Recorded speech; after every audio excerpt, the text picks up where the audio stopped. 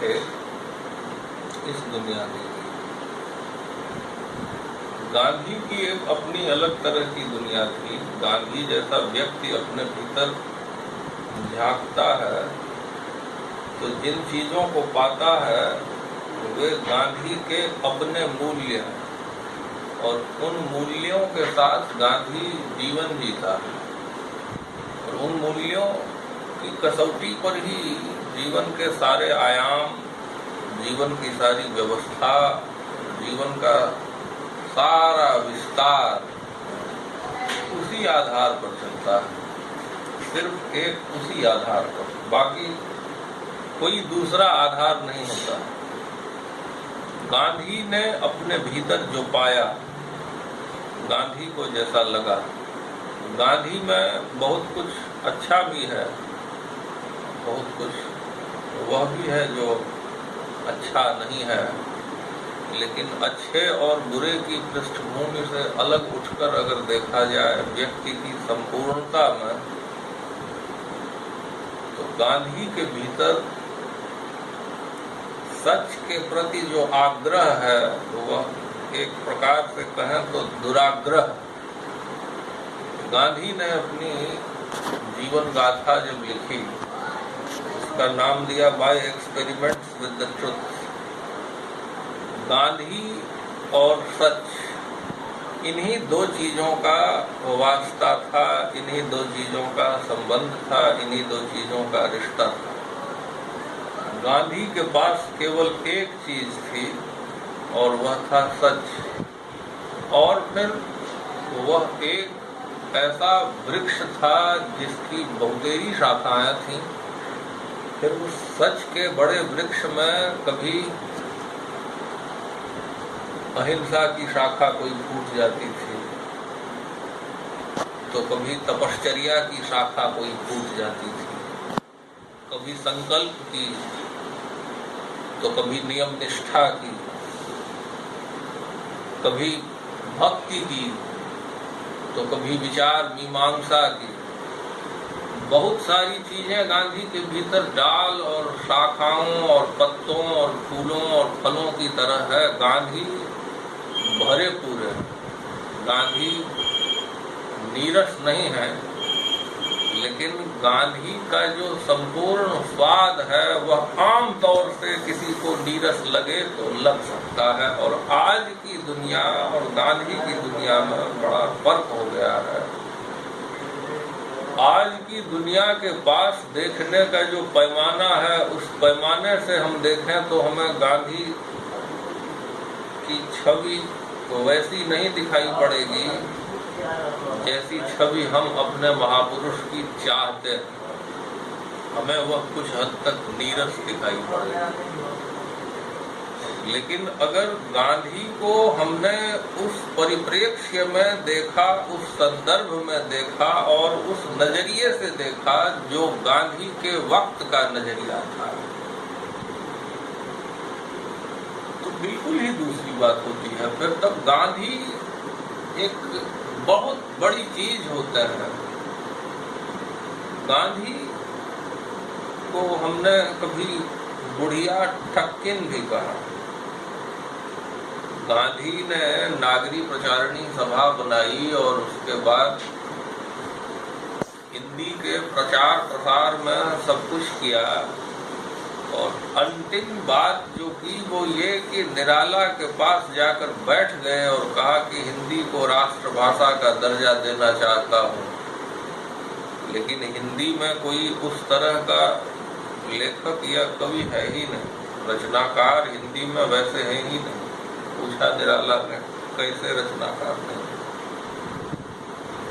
गांधी ने कहा अब जैसे बांग्ला में ही ले लीजिए। पूछा निराला ने, बांग्ला में कौन रचनाकार? गांधी ने कहा जैसे गुरुदेव की ही बात कर लीजिए। गुस्से में बिफर कर निराला खड़े हो गए हैं और कहा है कि you are talking to the same calibre as mister Rabindranath Tagore. उठकर चल दिए हैं, गांधी को मार नहीं सकते थे।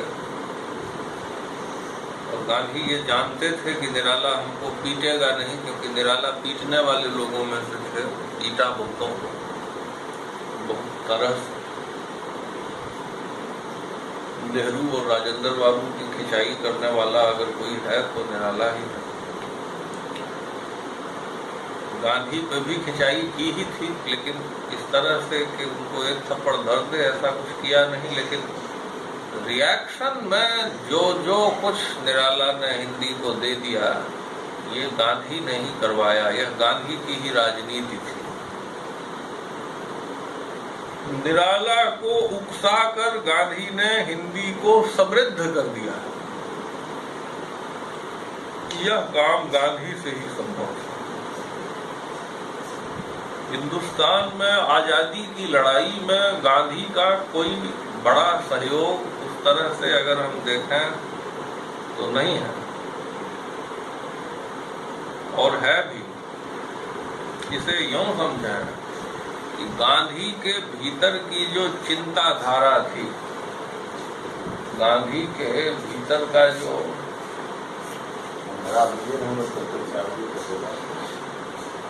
लाइट जला दी थी, उधर वाला लाइट जला। हाँ, रूम में जो लाइट है सब जला दी।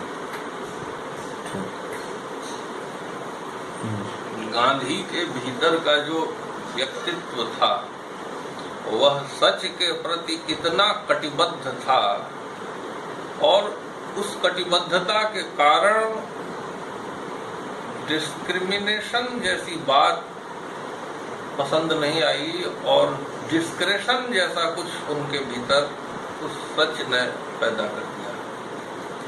वह विवेक था, उससे समझ आई, दर्द देखा उन्होंने लोगों का, और गांधी के भीतर का जो व्यक्तित्व है, उस व्यक्तित्व ने गांधी को उकसाया, गांधी को प्रेरित किया। और गांधी अपने जानते आजादी की लड़ाई लड़ रहे थे ऐसा नहीं था। गांधी को आजादी की लड़ाई लड़नी पड़ी, ये उनका प्रारब्ध था। गांधी को गांधी ने ही ऐसा करने पर मजबूर कर दिया। गांधी के भीतर हम दो तरह की चीजें देख पाते हैं, एक तो गांधी खुद, और दूसरे वह जो गांधी के भीतर का गांधी है।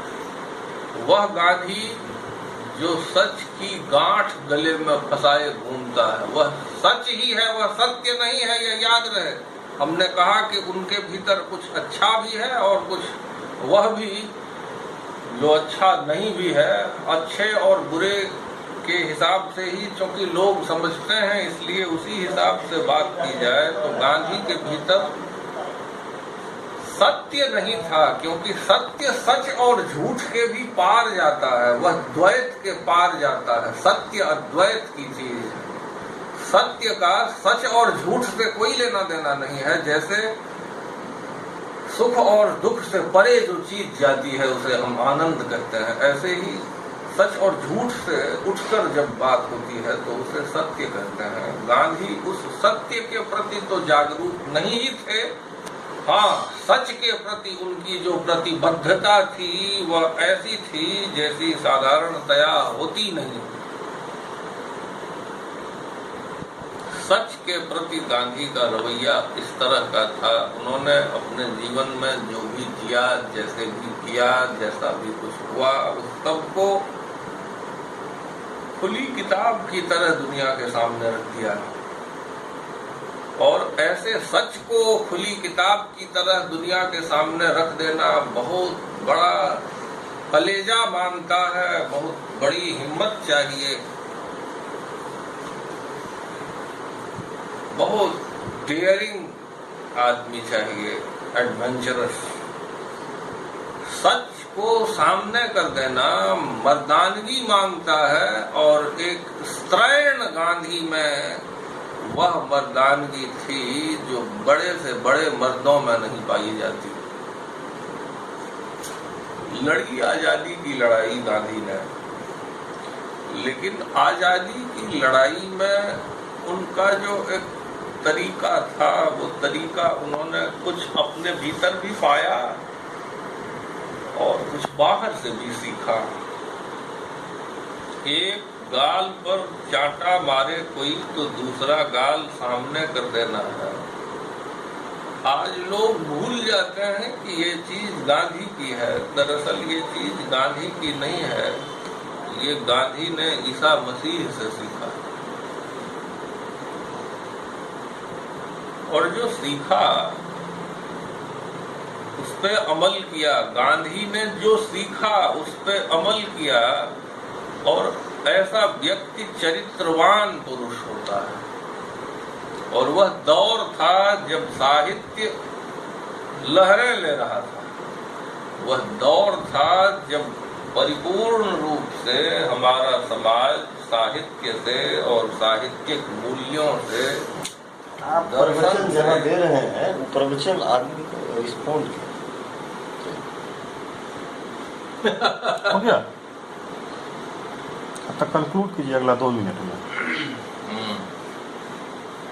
इस हिसाब से हम देखें तो बहुत सारे लोग होते हैं, कुछ उनके भीतर दुराव होता है, कुछ उनके भीतर छिपाव होता है, लेकिन गांधी के भीतर कोई दुराव और छिपाव जैसी चीज नहीं थी। गांधी के भीतर वह था जिसने गांधी को गांधी बनाया, जिसने गांधी को मर्यादा पुरुषोत्तम जैसा बना दिया। गांधी एक इस तरह का मर्यादित जीवन व्यतीत कर रहे थे जिस मर्यादित जीवन के कारण उनको जो इमेज मिला, उस इमेज ने आज़ादी की लड़ाई में उन्हें मसीहा बनाकर खड़ा कर दिया। बाद में बापू भी हो गए, सब कुछ चला, लेकिन वो तरकीब